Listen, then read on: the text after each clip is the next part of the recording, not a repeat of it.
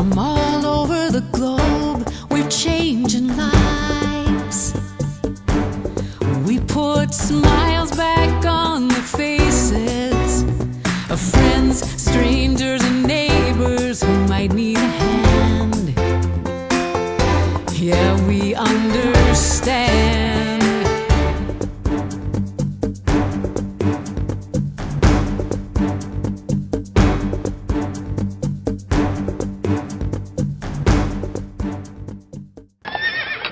Chicago, Illinois, was a center of transportation, architecture, manufacturing, and commerce.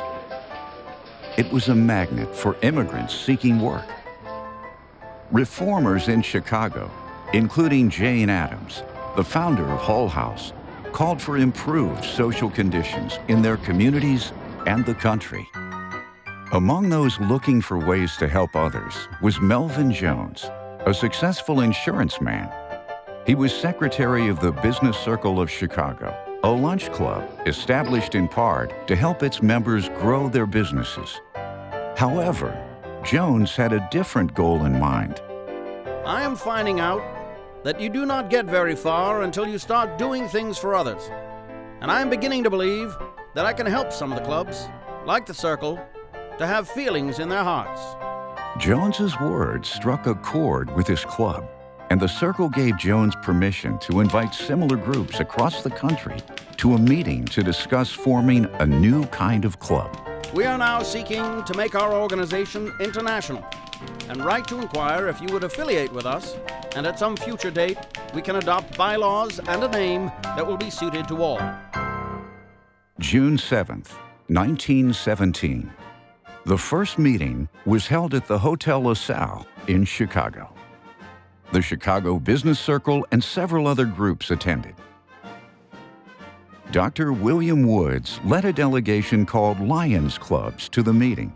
This group had been registered in Indiana since 1916 and had clubs in a number of other states. Melvin opened the meeting and shared his vision for the new club. The attendees were receptive. Dr. Woods suggested the groups adopt the name Lions and pay dues of $1 per member semi-annually. Melvin and the others seized the opportunity to merge the existing clubs into a new, bigger, stronger organization, and the lion was the perfect symbol.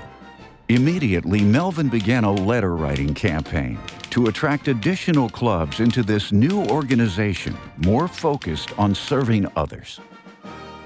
In August, Melvin and the members of the Chicago Business Circle formed the Lions Club of Chicago.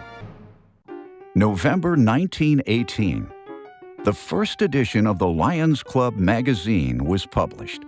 It contained a copy of the Lions Code of Ethics, which required a lion to aid my fellow man by giving my sympathy to those in distress, my aid to the weak, and my substance to the needy. It also contained news from the clubs about Lions projects for improving waterways, medical clinics, and public libraries. Lions were also active with many youth projects, including fundraisers for children's hospitals and Boy Scouts.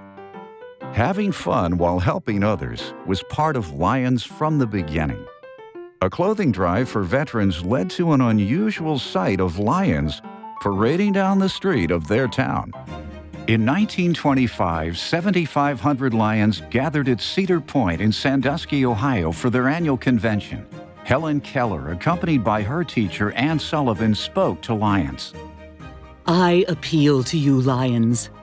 You who have your sight, your hearing. You who are strong and brave and kind.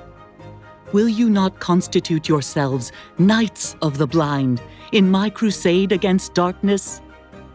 This became a rallying cry and energized Lions to do more on behalf of people who are blind and visually impaired. Delegates unanimously voted to make Helen and Anne honorary Lions, the first women to receive this honor. Lions recognized the need to help and began their journey to become Knights of the Blind. In 1922, Lions in Cincinnati, Ohio, asked local schools what children who were blind needed most. Imagine you had gone through your youth with nothing but school books to read. For more than 40 years, Lions partnered with Clovernook Home for the Blind to produce the International Lions Juvenile Braille Monthly. It was filled with stories, games, and puzzles. Lions reported that it was the first Braille magazine for children. All of us appreciate the magazine you send each month. It would be nice if we could talk to the Lions Club and tell them how much we like the magazine. Lions encourage clubs around the U.S. and Canada to provide it for free. Visually impaired students from Clovernook typed, printed, and bound the pages. We are sure that no club has ever done anything more worthwhile. To this day, Lions have continued being Knights for the Blind, providing generations with vision assistance while resolving other pressing needs. Where there's a need, there's a lion. The Sunnyside Lions were chartered in 1950, joining the global leader in community service.